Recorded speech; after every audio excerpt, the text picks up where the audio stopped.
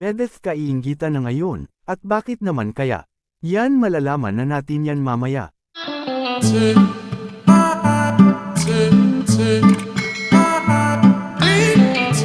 Isa namang mapalang araw sa inyong lahat mga kalingap, sana po ay lagi kayong nakasuporta sa aking ginagawang reaction video. At kung nagustuhan po natin ang ganitong kwento, huwag po nating kalimutang mag-subscribe sa maliit na channel na ito, at paunawa ating tapusin ang kabuohang nilalaman nito. Siyempre huwag din nating kalimutang suportahan ang ama ng kalingap na si Val Santos Matubang at Kalingap Rab. Medeth kaiinggitan na pala ngayon, at bakit naman kaya? Pero bago natin ipagpatuloy, kumustahin muna natin ang channel ngayon ni Medeth. Napadami na ang kanyang mga tagahanga mga kalingap. At nagtuloy-tuloy pa nga ito ang kanyang mga taga-suporta na lagi lang itong naghihintay sa mga bagong ipapalabas kay Medeth na video.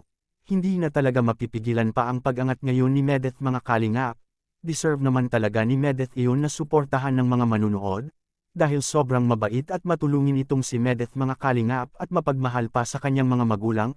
Kaya binubuhos siya ngayon ng maraming blessing sa kanyang buhay. Nagpapakita lang yun na sinusuklian siya ng may kapal at sa mga naniniwala sa kanyang kakayahan ngayon.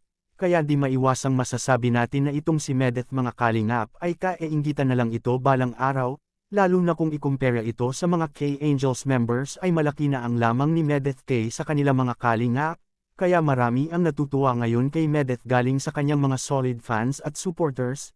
Masaya sila sa naaabot ngayon ni Medeth sa buhay at natatanggap galing sa kanyang mga sponsor mga kalingap. Sa kabilang dapong naman kaiinggitan na nga ba ngayon si Medeth? At bakit naman siya kaiinggitan nito? Well, para sa akin ay kaiinggitan na ito kung ating pag-usapan kung anong naaabot ni Medeth ngayon.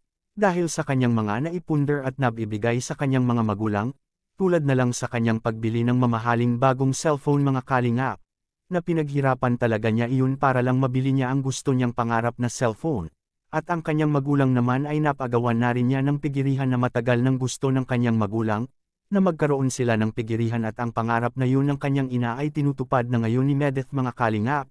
At hindi lang iyon dahil may mga kumukuha pa sa kanya ng kontrata ng mga endorsement, at hindi rin mawawala ang mga advertising niya sa media na ginanap nila sa nakaraang araw, at may mga sponsor na din itong si Medeth mga kalingap na malaki na rin yung tulong sa kanya lalo na nag-aaral pa ito mga kalingap.